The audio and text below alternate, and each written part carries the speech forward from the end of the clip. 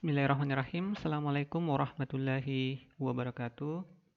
Segala puji bagi Allah dan selawat kepada nabinya.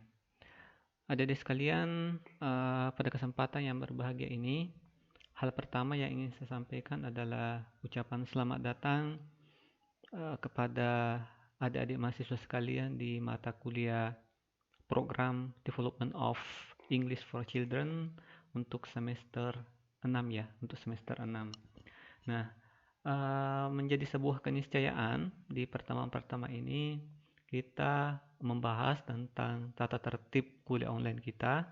Kenapa perlu saya sampaikan seperti ini? Karena tata tertib ini akan berpengaruh atau berdampak terhadap proses belajar mengajar kita selama kurang lebih 1 semester ke depan, seperti itu. Saya mulai dari bagian A, kehadiran. Nomor 1, itu mahasiswa mengikuti perkuliahan online sesuai jadwal yang disepakati. Ya.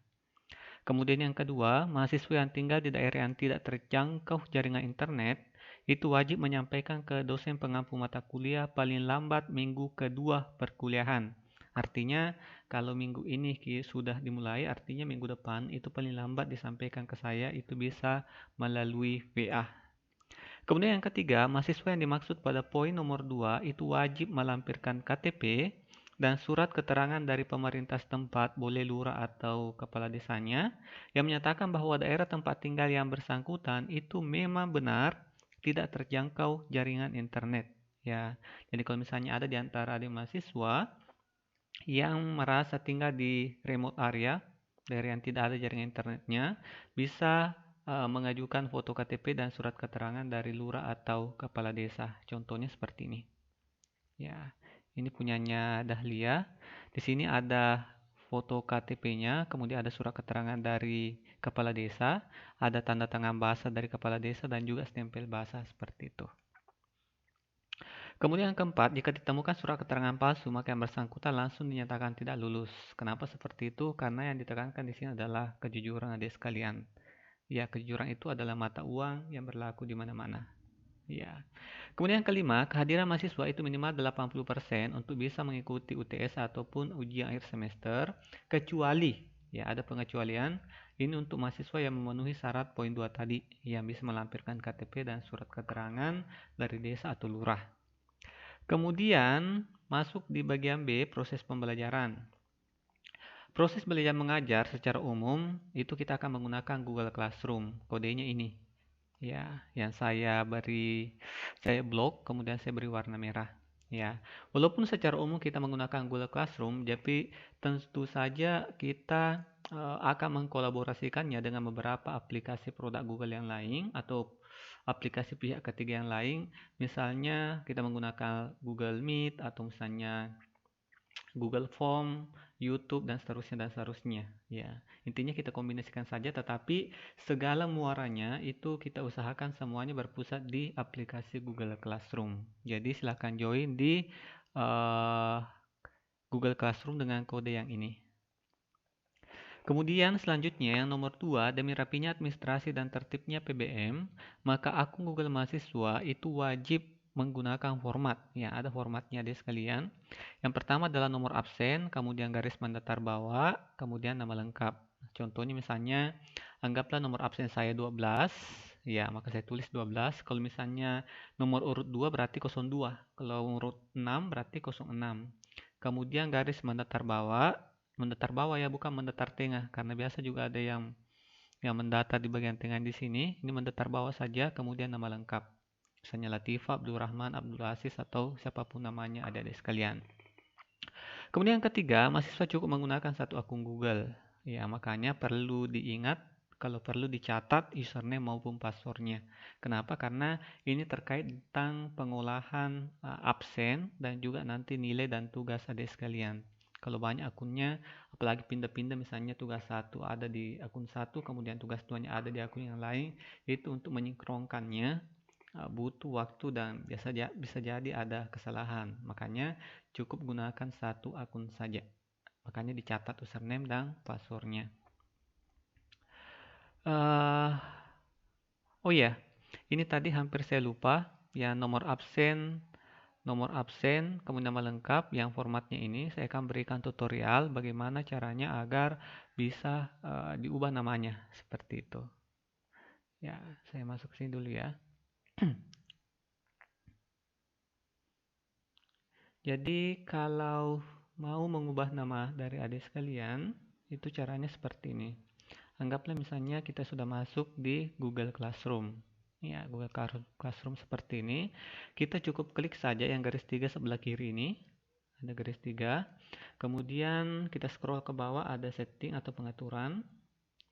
Ya, kita tunggu. Kemudian ada bagian profil. Di sini ada change name atau ubah nama. Kita klik di sini account setting atau setting akun. Ya, pengaturan akun. Nah, di sini sudah ada nama kita. Ini bisa adik mahasiswa ubah. Misalnya sesuai dengan format yang disampaikan di atas tadi. Misalnya nomor urut saya adalah 06, maka kita ketik 06, kemudian mendatar bawah seperti ini, kemudian tulis nama lengkap. Kalau misalnya 12, ya 12 seperti ini. Kalau 16 seperti ini, kalau 17 ya seperti ini. Setelah diubah sesuai dengan format yang disampaikan, itu tinggal diklik save. Ya, ketika sudah diklik save, maka secara otomatis nama adik sekalian, adik mahasiswa di Google Classroom itu akan berubah sesuai dengan format yang seharusnya. Ya, seperti itu. Ini nomor 3 sudah selesai. Lanjut ke bagian C, evaluasi perkuliahan. Ujian UTS itu dilaksanakan pertemuan ke-8, kemudian ujian akhir semester pertemuan ke-16.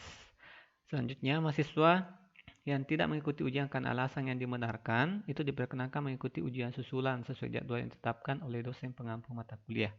Ya, artinya ini ujian boleh adik sekalian itu menyusul dalam proses ujiannya, asalkan memang ada alasan yang bisa dibenarkan. Tetapi walaupun ada kebijakan persoalan waktu adik sekalian, tetapi tetap ada aturan dari administrasi admin siakat, bahwa ada memang tenggang waktu seperti itu. Jadi kalau misalnya ada adik sekalian yang ada alasannya penting sehingga tidak bisa mengikuti ujian tengah semester ataupun ujian akhir semester sesuai dengan waktu yang ditentukan, silahkan melapor secepatnya. Jangan sampai waktunya sudah kelewat, batas penginputan nilainya sudah lewat baru menghubungi. Jadi itu tidak bisa lagi. Kenapa? Karena siakat sudah terkunci. Seperti itu. Kemudian yang kedua, tugas pengganti UTS dan ujian akhir semester. Mahasiswa mengerjakan tugas pengganti UTS atau UAS sesuai dengan petunjuk dosen. Kemudian yang kedua, mahasiswa menyerahkan tugas pengganti UTS atau ujian akhir semester tidak melewati batas waktu yang ditentukan. Ini yang saya maksud tadi. Ada batas waktu untuk penginputan nilai. Termasuk juga ketika adik sekalian ada halangan, cepat hubungi dosennya, sampaikan bahwa saya ada seperti ini. Ya, jangan main todong. Misalnya sudah lewat waktunya, langsung Pak, saya ada kegiatan begini. Ya, artinya sampaikan secepatnya kepada dosen pengampu mata kuliah. Lanjut di bagian D, penilaian. Penilaian pada mata kuliah ini meliputi yang pertama adalah sikap, yang kedua kehadiran, yang ketiga tugas, dan terakhir adalah ujian. Ya, ujian tengah semester dan ujian akhir semester. Mahasiswa yang kurang puas dengan nilai yang diperoleh dapat menghubungi dosen pengampu mata kuliah dengan melampirkan bukti kehadiran, pengumpulan tugasnya, dan juga kehadirannya mengikuti UTS dan ujian semester. Jadi berkali-kali sudah sampaikan bahwa saya termasuk pribadi yang membuka keran demokrasi yang seluas-luasnya dan selebar-lebarnya kepada adik mahasiswa sekalian. Ya, saya buka ruang itu. Kenapa? Karena kita adalah manusia biasa, jangan sampai salah input dan lain sebagainya. Jadi kalau misalnya ada merasa harusnya mendapatkan nilai A, tetapi yang keluar di siakat adalah nilai error misalnya atau nilai D, yang jauh beda dari harapannya, itu bisa menghubungi saya secepatnya. Tetapi ada syaratnya adalah bukti kehadirannya, ya, sampirkan bukti kehadirannya, kemudian tugasnya, buktinya sudah dikumpul, dan yang terakhir adalah kehadirannya mengikuti ujian tengah semester dan ujian semester. Ketika ini sudah dikumpulkan, nanti saya akan cross check, saya akan verifikasi apakah benar nilai yang saya berikan kepada adik mahasiswa itu sudah sesuai atau tidak. Jadi kalau misalnya ada kesalahan, entah kesalahan input dan kesalahan lain-lain sebagainya, maka akan segera diubah secepatnya. Jadi intinya saya membuka ruang demokrasi yang seluas-luasnya di sekalian, silahkan, tetapi lagi-lagi saya ulangi kembali, lampirkan bukti kehadirannya, kemudian pengumpulan tugasnya, kemudian kehadiran mengikuti ujian tengah semester dan ujian semester. Iya. Lanjut, di sistem penilaian, kehadiran dan sikap itu bobotnya 20%, tugasnya 20%, UTS-nya 30%, dan ujian akhir semesternya 30%.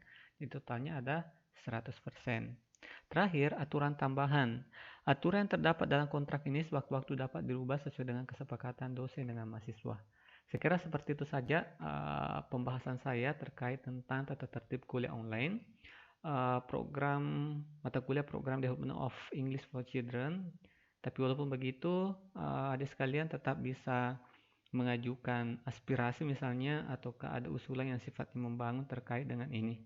Jadi ini nanti saya akan upload di Google Drive, di Google Classroom, dan adik-adik sekalian itu bisa memberikan semacam aspirasi ataukah yang sifatnya membangun terkait dengan proses belajar mengajar kita ke depannya. Sekira seperti itu saja dari saya. Wabillahi taufiq wal hidayah. Assalamualaikum warahmatullahi wabarakatuh.